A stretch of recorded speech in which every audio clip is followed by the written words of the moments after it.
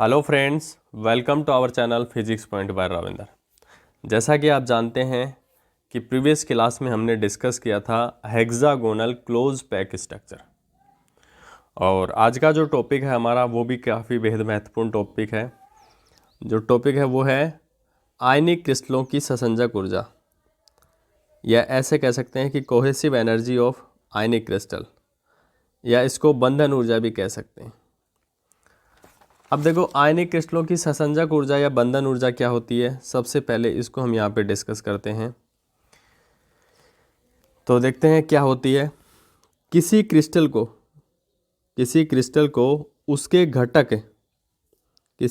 को उसके घटक स्वतंत्र परमाणुओं में पृथक करने के लिए आवश्यक प्रति परमाणु ऊर्जा को ही हम क्या कहते हैं, बंधन ऊर्जा या ससंजक ऊर्जा।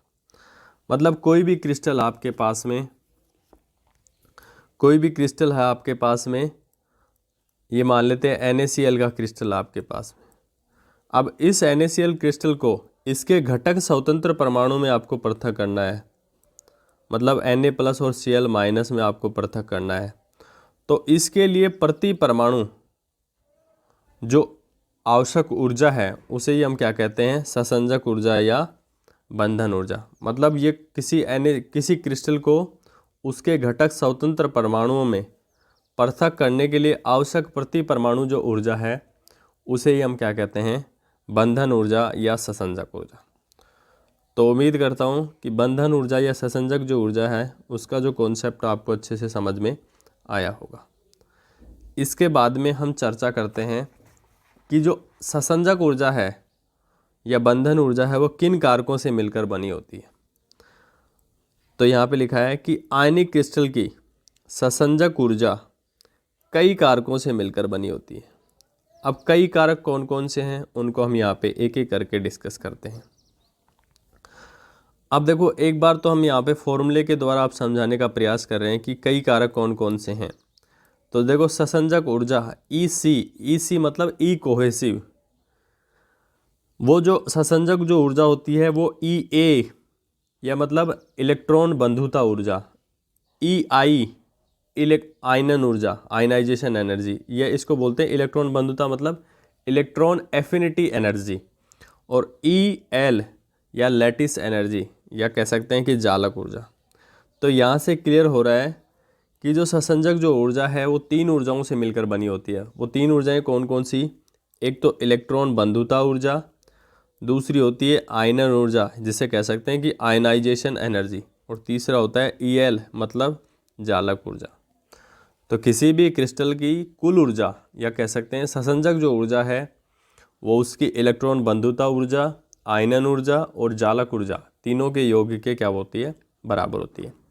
अब सबसे पहले हम देखते हैं कि इलेक्ट्रॉन बंधुता ऊर्जा क्या होती है या इलेक्ट्रॉन एफिनिटी एनर्जी क्या होती है। देखो, आपने केमिस्ट्री में इलेक्ट्रॉन बंधुता पढ़ी होगी कि किसी भी उदासीन परमाणु से एक इलेक्ट्रॉन जोड़ने के लिए जितनी ऊर्जा की हमें आवश्यकता होती है उसे वो क्या कहते हैं, इलेक्ट्रॉन बंधुता कहते हैं। तो यहाँ पे सेम वही कॉन्सेप्ट यहाँ पे काम में लेंगे। तो देखो, एक बार इलेक्ट्रॉन बंधुता ऊर्जा मतलब इलेक्ट्रॉन को जोड़ना, और आयनन ऊर्जा मतलब इलेक्ट्रॉन को निकालना। तो सबसे पहले इलेक्ट्रॉन को जोड़ेंगे। तो देखो, इलेक्ट्रॉन बंधुता ऊर्जा देखते हैं कि किसी उदासीन परमाणु से इलेक्ट्रॉन को क्या करके जोड़कर आयन बनाने के लिए आवश्यक जो ऊर्जा है वो क्या कहलाती है, इलेक्ट्रॉन बंधुता ऊर्जा कहलाती है। मतलब कोई भी आपके पास उदासीन परमाणु है, इससे इलेक्ट्रॉन जोड़ के आपको क्या बनाना है, आयन बनाना है। तो इसके लिए आपको जितनी ऊर्जा की आवश्यकता होगी वही क्या होगी, इलेक्ट्रॉन बंधुता ऊर्जा, इलेक्ट्रॉन एफिनिटी एनर्जी। तो उम्मीद करता हूँ कि इलेक्ट्रॉन बंधुता जो ऊर्जा है उसका जो कॉन्सेप्ट है आपको अच्छे से समझ में आया होगा। नेक्स्ट जो है हमारा जो टॉपिक है वो है आयनन ऊर्जा। अब देखो, आयनाइजेशन एनर्जी या आयनन ऊर्जा क्या होती है। अब यहाँ पे तो इलेक्ट्रॉन बंधुता में तो हमने इलेक्ट्रॉन को जोड़ा था, और यहाँ पे हम क्या करेंगे, उदासीन परमाणु से इलेक्ट्रॉन को निकालेंगे। तो देखो, किसी उदासीन परमाणु से संयोजी इलेक्ट्रॉन को निकालने के लिए आवश्यक दी गई ऊर्जा जो है वो क्या कहलाती है, आयनाइजेशन एनर्जी या आयनन ऊर्जा कहलाती है। मतलब कोई भी उदासीन परमाणु है उससे संयोजी इलेक्ट्रॉन निकालना है, तो उसके लिए दी गई जो ऊर्जा है वो क्या कहलाती है? आयनाइजेशन एनर्जी या आयनन ऊर्जा। इसके बाद में थर्ड और वेरी इंपॉर्टेंट जो एनर्जी है वो है लैटिस एनर्जी या क्रिस्टल ऊर्जा या जालक ऊर्जा। तीनों एक ही बात है। लैटिस एनर्जी कहें, क्रिस्टल एनर्जी कहें या जालक ऊर्जा कहें, तीनों एक ही बात है। अब देखो क्रिस्टल एनर्जी या जालक ऊर्जा क्या होती है कि स्वतंत्र आयनों से, मतलब जब भी फ्री आयन्स हैं उनसे क्रिस्टल जब बनता है, स्वतंत्र आयनों से जब क्रिस्टल बनता है तो उत्सर्जित जो ऊर्जा है वो ही क्या कहलाती है? क्रिस्टल ऊर्जा या जालक ऊर्जा कहलाती है। मतलब जब भी फ्री आयन से क्रिस्टल बनेगा तो उससे जो उत्सर्जित जो ऊर्जा होगी वो ही क्या कहलाएगी? उत्सर्जित ऊर्जा क्रिस्टल ऊर्जा या जालक ऊर्जा कहलाएगी। अब देखो यहाँ पे काइनेटिक एनर्जी का तो कॉन्सेप्ट नहीं होता है। जब भी हम लैटिस एनर्जी के यहाँ पे डिस्कस करते हैं तो वहाँ पे काइनेटिक एनर्जी का कोई कॉन्सेप्ट नहीं होता है, क्योंकि जो आयन जो होते हैं वो पूरी तरह से बंधे होते हैं और स्थिर अवस्था में होते हैं। तो जब भी कोई भी एटम या अणु जो है वो रेस्ट में होता है तो उसकी केवल पोटेंशियल एनर्जी होती है। काइनेटिक एनर्जी का कोई कॉन्सेप्ट यहाँ पे हमने इंक्लूड नहीं करेंगे। तो यहाँ पे लिखा है कि किसी आयनिक क्रिस्टल की कुल स्थितिज ऊर्जा, कुल ऊर्जा की बात नहीं की, कुल स्थितिज ऊर्जा जो होती है वो किस किस के बराबर होती है? एक तो आकर्षण की स्थितिज ऊर्जा व प्रतिकर्षण की स्थितिज ऊर्जाओं के योग की क्या होती है? बराबर होती है। कोई भी आयनिक क्रिस्टल आपके पास, तो उसकी कुल स्थितिज ऊर्जा होती है वो आकर्षण की स्थितिज ऊर्जा और प्रतिकर्षण की स्थितिज ऊर्जाओं के योग के बराबर होती है। तो सबसे पहले हम आकर्षण की स्थितिज ऊर्जा को यहाँ पे डिफाइन करेंगे, और आकर्षण की जो स्थितिज ऊर्जा है उसको हम कूलाम ऊर्जा भी कह सकते हैं। तो आकर्षण की स्थितिज ऊर्जा या कूलाम ऊर्जा ये क्या होती है, इसको हम यहाँ पे डिस्कस करते हैं। तो देखो, जब धनायन को ऋणायन के निकट लाया जाता है तो सबको पता है क्या होता है, तो धनायन व ऋणायन विपरीत आवेशित होने के कारण उनमें क्या होता है? आकर्षण बल लगता है। और इस आकर्षण बल से जो संबंध है, संबंध का मतलब होता है जुड़ी हुई, जिससे संबंध आकर्षण की स्थितिज ऊर्जा आकर्षण बल लगता है, जिससे संबंध ऊर्जा क्या कहलाती है? आकर्षण की स्थितिज ऊर्जा या कूलाम ऊर्जा कहलाती है। अब देखो, आकर्षण की स्थितिज ऊर्जा या कूलाम ऊर्जा को हम कैलकुलेट कैसे करते हैं, इसके लिए हम एक NaCl क्रिस्टल पे क्या करेंगे? विचार करेंगे। अब देखो यहाँ पे एक NaCl क्रिस्टल आपको दिखाया गया है। देखो ये जो NaCl जो क्रिस्टल है आपको ड्रॉ करना भी आना चाहिए किस हिसाब से। देखो हमने ड्रॉ किया है। अब देखो ये जो NaCl जो क्रिस्टल है इसमें जो रेड वाले जो परमाणु हैं वो तो Na+ के हैं, और जो ब्लैक हैं वो क्या है? Cl- है, परमाणु है, और ये NaCl क्रिस्टल है या जालक है। अब देखो इसको मैं थोड़ा सा साइज़ में छोटा करके आपको अच्छे से दिखाना चाहता हूँ। देखो सिंपल एक क्यूब जो बनाते हैं ना उसी हिसाब से आपको बनाना है, और आपको मतलब सीखना है इसको किस हिसाब से, वरना हम नेक्स्ट क्लास में आपको समझा देंगे कि इस हिसाब से इसको बनाया जाता है। अब देखो हमें क्या करनी है? आकर्षण की स्थितिज ऊर्जा ज्ञात करनी है। तो देखो आकर्षण की स्थितिज ऊर्जा ज्ञात करने के लिए हम देखो क्या करेंगे, जैसे जैसे इस थ्योरी में हम चलते हैं वैसे वैसे हम देखो यहाँ पे एक बार मैं फिर से कलर चेंज कर रहा हूँ पेन का, मैं यहाँ पे ब्लू ले रहा हूँ पेन का कलर। अब देखो NaCl क्रिस्टल आपके सामने है ये। अब देखो इसमें क्या करना है कि NaCl क्रिस्टल में एक Na+ आयन से r दूरी पर 6 Cl- आयन होते हैं। r दूरी पे कितने Cl- आयन होते हैं? 6 Cl- आयन होते हैं। अब देखो जैसे जैसे लैंग्वेज में हम आगे बढ़ेंगे वैसे वैसे हम आपको समझाएंगे। अब देखो ये सेंटर का एटम है Na+। अब इससे r डिस्टेंस पे 6 Cl- हम आपको कैलकुलेट करा देंगे। सबसे पहले एक इधर, एक राइट साइड में, एक देखो ऊपर, और एक नीचे,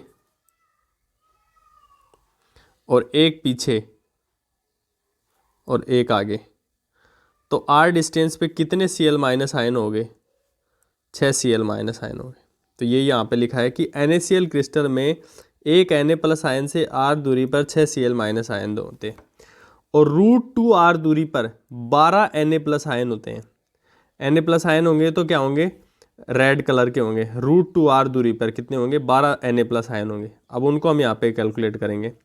12 Na प्लस आयन कौन से हैं √2R दूरी पे। देखो जैसे ये भी भुजा R है, ये भी भुजा R है, तो ये देखो यहाँ पे हम पाइथागोरस प्रमेय लगाएंगे तो ये जो डिस्टेंस हो जाएगी वो √2R ही हो जाएगी। कितनी हो जाएगी, √2R। तो एक एटम ये हो गया, दूसरा एटम ये हो गया, तीसरा एटम ये हो गया और चौथा जो एटम है ये हो गया। अब देखो ये भी एक फलक है, पांचवा एटम ये हो गया, छठा एटम ये हो गया, सातवां एटम ये हो गया और आठवां जो एटम है ये हो गया। अब देखो नौवां जो एटम है, देखो फलक पे ये यहाँ पे देखो, ये ए हो गया, ये हो गया, फिर ये √2R, ये R हो गया, ये R हो गया, तो ये √2R ही होगा, विकर्ण बन गया। 10वां एटम, ये 9वां एटम था, ये 10वां एटम था, ये पीछे 11वां एटम है और ये सामने ये 12वां एटम है, सॉरी ये 12वां एटम है सामने। तो √2R डिस्टेंस पे कितने एटम हैं, 12 Na प्लस आयन है। अब देखो एक बार इसको इरेज कर लेता हूँ मैं।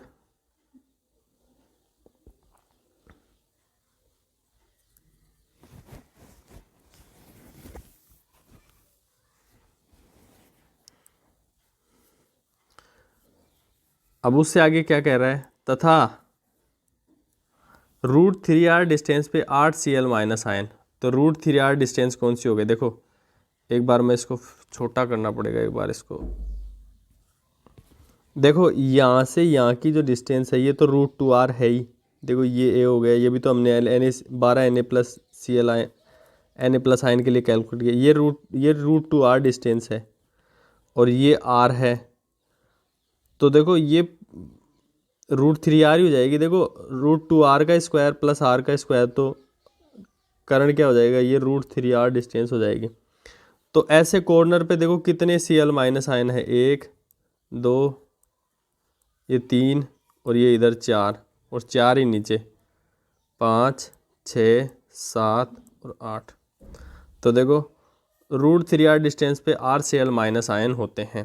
तब Na प्लस आयन द्वारा अन्य आयनों पर अन्योन क्रिया मतलब इंट्रैक्शन से उत्पन्न क्रिस्टल की स्थितिज ऊर्जा कितनी होगी। तो क्रिस्टल की जो स्थितिज ऊर्जा हम कैसे कैलकुलेट करते हैं वो आपको पता ही है, U बराबर K(Q1Q2)/R होता है। तो यहाँ पे एक वो सिस्टम है चार्जेस का, तो यहाँ पे समेशन लगाया है। तो सबसे पहले देखो R डिस्टेंस पे 6 Cl माइनस आयन है, तो 6 Cl माइनस आयन है R डिस्टेंस पे। एक बार इसको बड़ा करना पड़ेगा साइज में थोड़ा,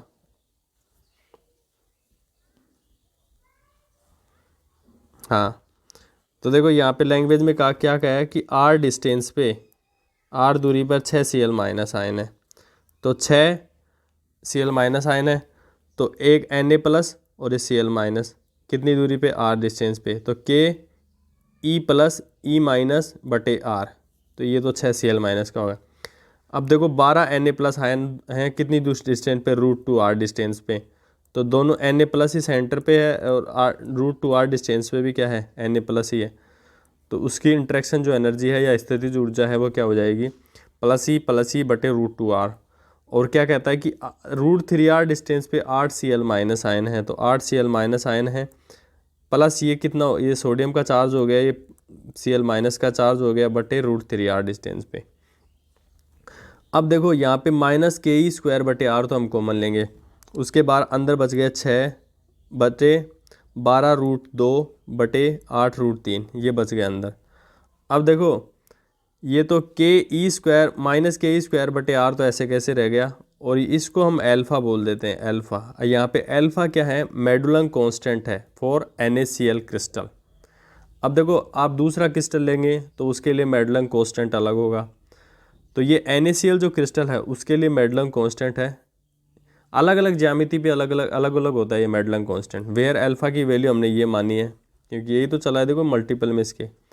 अब इसको हम सोल्व करते हैं ना, ये सारी वैल्यू को इसको रख के, एक की वैल्यू रखते हैं 1.414, इसकी वैल्यू 1.732, इस हिसाब से वैल्यू रख के हम अल्फ़ा की जो वैल्यू निकालते हैं तो निकालते हैं 1.75।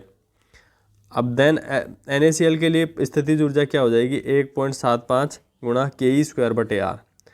अब देखो यहाँ पे लिखा है जो हमने अभी बताया था आपको कि मेडोलंग नियतांक का जो मान है वो आयनिक क्रिस्टल की ज्यामिति पर निर्भर करता है। जब हम न्यूमेरिकल करते हैं ना, जैसे NaCl क्रिस्टल दे दिया आपको तो उसके लिए कोई आपको काइनेटिक एनर्जी या जो पोटेंशियल एनर्जी पूछ रहा है, कुछ भी पूछ रहा है, वहाँ पे मेडलम कांस्टेंट की कोई टर्म्स हैं तो आपको याद रहना चाहिए कि NaCl जो क्रिस्टल है उसके लिए मेडलम जो कांस्टेंट है उसकी वैल्यू कितनी होती है। तो ये तो केवल एक NaCl क्रिस्टल के लिए स्थितिज ऊर्जा थी। यदि हम 1 मोल NaCl में n परमाणु हो तो आकर्षण की स्थितिज ऊर्जा, तो देखो -ke²α/r तो पहले से चल रहा है और 1 मोल में n परमाणु है तो n से गुणा हो जाएगी, तो n परमाणु की स्थितिज ऊर्जा कितनी हो जाएगी -n ke²/α।